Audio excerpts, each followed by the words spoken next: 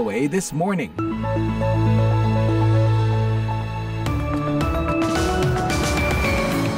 Halo, good morning, selamat pagi pendengar dimanapun Anda berada dari Jayapura sampai pada Aceh. VOA This Morning kembali mengudara menyampaikan informasi dari berbagai belahan dunia untuk Anda. Selamat berjumpa lagi dengan saya, Leonard Triono, dalam siaran edisi Rabu 23 Oktober 2024. Bersama saya kali ini produser Bani Rahayu dan teknisi Nelson Lopez. Thank you, Nelson, for being with us tonight. Actually, this morning, Indonesia time.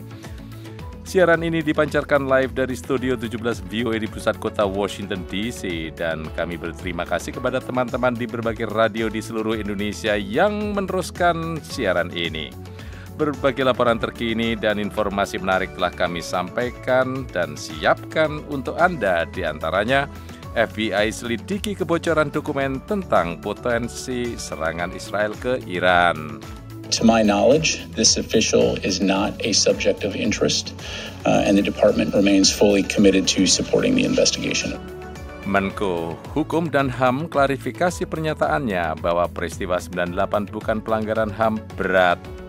Terkait dengan masalah genocide atau ethnic cleansing, kalau memang 2 poin itu yang ditanyakan memang tidak terjadi pada 1998. Pendengar Anda juga bisa menyimak siaran ini melalui streaming langsung atau tunda di website kami www.voaindonesia.com atau melalui podcast VOA This Morning. Alright, kita segera awali dengan berita dunia bersama Puspita Sariwati. Pendengar, Menteri Luar Negeri AS Antony Blinken hari Selasa mendesak Perdana Menteri Israel Benjamin Netanyahu agar menggunakan kejadian pembunuhan pemimpin Hamas Yahya Sinwar pekan lalu untuk mengakhiri perang dengan Hamas di Gaza dan juga untuk memperoleh pembebasan 101 sandera yang tersisa. Sekitar 60 di antaranya diyakini masih hidup. Menurut laporan berita dari pertemuan 2,5 jam itu, Netanyahu mengatakan kepada Blinken, pembunuhan Sinwar bisa memiliki dampak positif pada pembebasan para sandera dan Israel mencapai tujuannya untuk mengakhiri kekuasaan Hamas di wilayah sempit yang menghadap Laut Mediterania itu.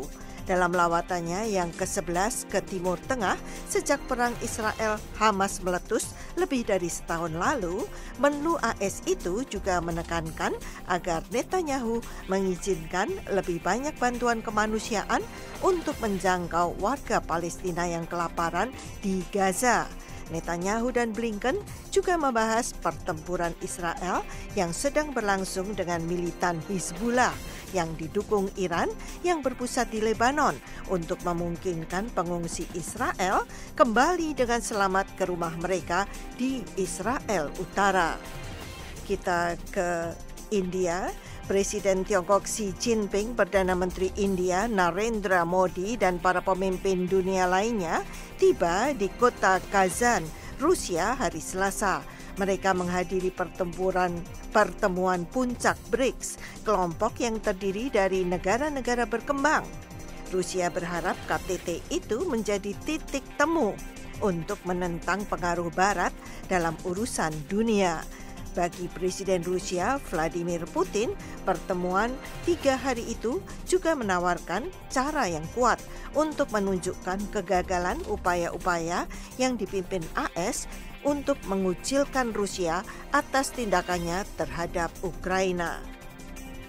Сегодня мы вместе примем участие в церемонии открытия саммита. Затем предстоит Di Kazan, kita harus membuat sejumlah keputusan penting yang bertujuan lebih meningkatkan aktivitas perhimpunan ini dan memperkuat kerjasama dalam kerangka kerjanya, ujar Putin. Penasihat urusan luar negeri Rusia, Yuri Ushakov, menyebut pertemuan puncak itu sebagai acara kebijakan luar negeri terbesar yang pernah diadakan oleh Rusia dengan 36 negara hadir dan lebih dari 20 diantaranya diwakili oleh kepala negara. Aliansi BRICS yang awalnya terdiri dari Brasil, Rusia, India, Tiongkok, dan Afrika Selatan kini berkembang pesat dan mencakup Iran, Mesir, Ethiopia, Uni Emirat Arab, dan Arab Saudi. Turki, Azerbaijan, dan Malaysia telah secara resmi mengajukan permohonan untuk menjadi anggota.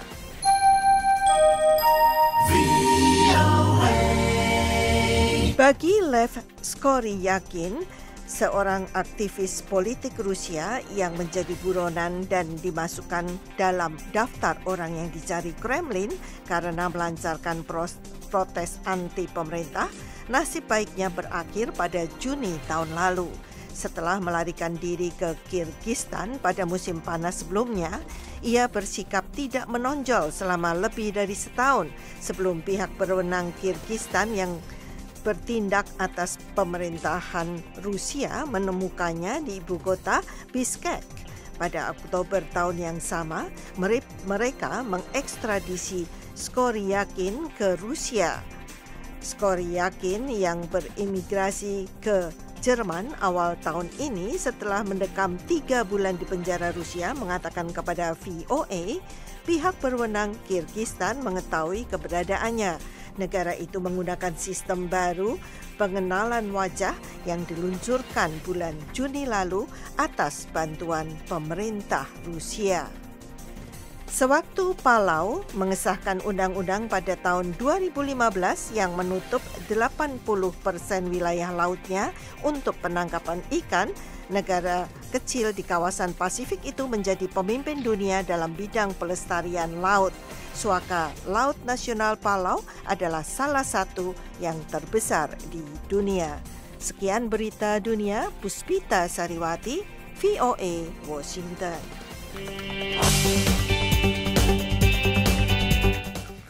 Pendengar, Biro Penyelidik Federal FBI mengonfirmasi bahwa pihaknya sedang menyelidiki perilisan tidak sah dokumen rahasia mengenai persiapan Israel untuk melakukan serangan balasan terhadap Iran. Perilisan dokumen ini sempat memicu ketegangan hubungan di kawasan. Berikut laporannya. We're deeply concerned and the president remains deeply concerned. Pendengar, untuk pertama kalinya pada hari Selasa ini, Biro Penyidik Federal FBI dalam sebuah pernyataan tertulis mengatakan sedang menyelidiki perilisan dokumen rahasia yang tidak sah tentang persiapan Israel untuk melakukan serangan balasan terhadap Iran. Kami bekerja sama dengan mitra-mitra kami di Departemen Pertahanan dan Komunitas Intelijen. Demikian kata pernyataan FBI itu, dan belum ada rincian lebih lanjut tentang hal ini. Juru bicara Pentagon, Majen Pat Ryder dalam press briefing Selasa siang juga mengkonfirmasi penyelidikan yang dilakukan FBI dan menambahkan bahwa pihak Departemen Pertahanan Amerika telah berkomunikasi dengan Israel dan mitra-mitranya tentang hal ini. As you heard earlier today, the FBI is investigating the alleged leak of classified documents and working closely with the Department of Defense and the intelligence community on this. The investigation is in its first few days, so it's important to let that investigation run its course. Pat Ryder tidak bersedia mengomentari lebih jauh penyelidikan yang sedang dilakukan FBI, tetapi ia dengan tegas membantah informasi yang beredar di dunia maya tentang keterlibatan seorang kepala staf yang bekerja untuk Wakil Menteri Pertahanan bagi operasi khusus dalam insiden kebocoran dokumen ini. To my knowledge, this official is not a subject of interest, and the department remains fully committed to supporting the investigation, and I'll just leave it there. Sebelumnya, juru bicara Gedung Putih Karine Jean-Pierre pada hari Senin menggarisbawahi keyakinan penuh Presiden Joe Biden pada badan-badan yang menangani kebocoran dokumen tersebut. What I will say is the president continues to have complete confidence in the agencies, right? Whether it's DOD, IC, or DOJ. Kantor berita Associated Press pada Sabtu lalu melaporkan para pejabat Amerika sedang menyelidiki perilisan itu. Dokumen-dokumen rahasia yang dirilis itu dikaitkan dengan Badan Intelijen Geospasial Nasional dan Badan Keamanan Nasional, di mana dipaparkan bahwa Israel masih memindahkan aset-aset militernya untuk melakukan serangan militer sebagai tanggapan atas serangan rudal balistik Iran pada tanggal 1 Oktober. Dokumen-dokumen itu dibagikan dalam Five Eyes, yaitu sebuah aliansi intelijen yang terdiri dari Amerika, Inggris, Kanada, Selandia Baru, dan Australia. Ditandai sangat rahasia, dokumen-dokumen itu pertama kali muncul di dunia maya pada hari Jumat di aplikasi Telegram, yang dengan cepat menyebar ke saluran-saluran Telegram yang populer di kalangan warga Iran. Demikian laporan tim VOA.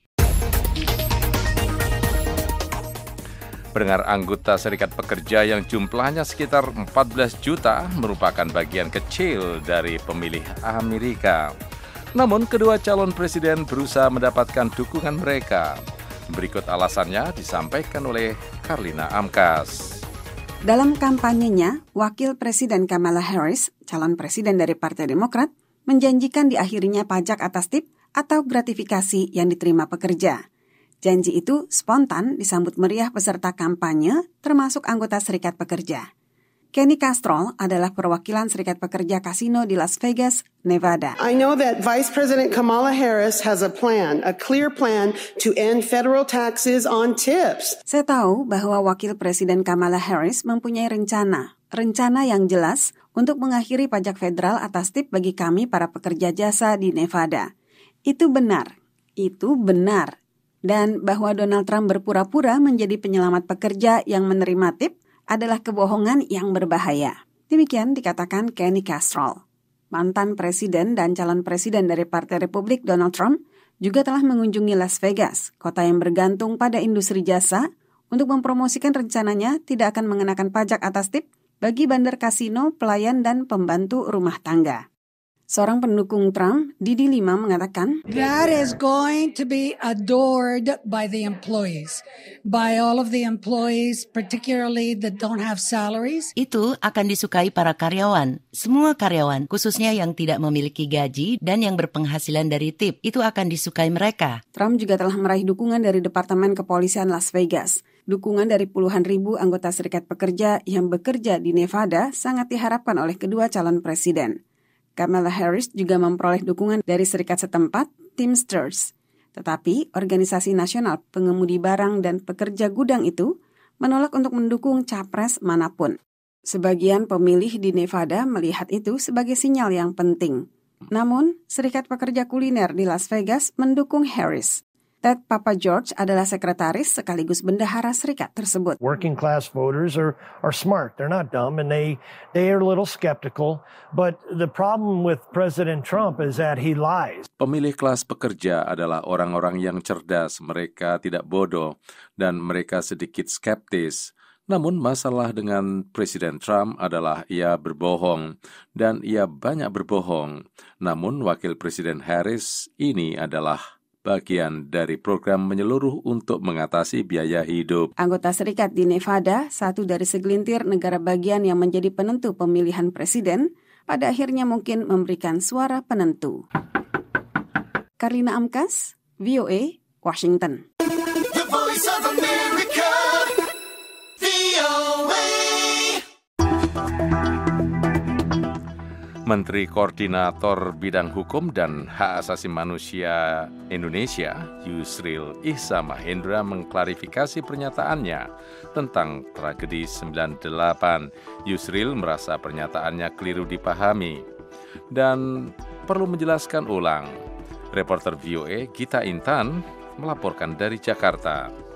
Usai dilantik oleh Presiden Prabowo Subianto Senin 21 Oktober, Yusril menurut sejumlah media sempat mengatakan bahwa peristiwa kekerasan pada 1998 tidak termasuk kategori pelanggaran HAM berat. Menurut Yusril, ketika itu tidak semua kejahatan HAM bisa disebut sebagai pelanggaran HAM berat. Pernyataannya tersebut menyulut kecaman. Tak lama kemudian, Yusril yang terkejut membantah mengatakan itu. Kepada para wartawan pada Selasa 22 Oktober, ia mengklarifikasi pernyataan sebelumnya dan mengklaim bahwa ia tidak mendengar jelas pernyataan media terkait peristiwa 1998 sehingga tanggapannya dipahami secara keliru. Kemarin itu tidak begitu jelas apa yang ditanyakan kepada saya, apakah terkait dengan masalah genocide ataukah ethnic cleansing. Kalau memang dua poin itu yang ditanyakan memang tidak terjadi pada 1998. Yusril mengaku cukup paham terhadap pengadilan HAM karena ia sendiri yang mengajukan undang-undang pengadilan HAM kepada DPR dan juga memahami hal apa saja yang dapat dikategorikan sebagai pelanggaran HAM berat. Meski begitu, katanya pemerintah akan mengkaji semua hal yang terkait dengan peristiwa 1998 termasuk temuan dari tim yang telah dibentuk oleh pemerintahan terdahulu dan rekomendasi dari Komnas HAM. Komisioner Komnas HAM, Anis Hidayah, mengatakan pihaknya selalu mendorong pemerintah untuk berkomitmen dalam menindaklanjuti hasil penyelidikan Komnas HAM terkait dengan pelanggaran HAM berat di masa lalu. Menurutnya, komitmen pemerintah bisa dalam bentuk penuntasan melalui penegakan hukum dan memastikan pemulihan baik bagi korban maupun keluarga korban. Penting saya kira mengambil inisiatif untuk melakukan memorialisasi. Jadi itu untuk memori kolektif bangsa ini terkait dengan pelanggaran HAM masa lalu. Yang kedua, untuk mendorong agar tidak terjadinya keberulangan peristiwa yang serupa gitu di masa mendatang gitu. Jadi saya kira 3 itu sih yang ingin didorong Komnas HAM untuk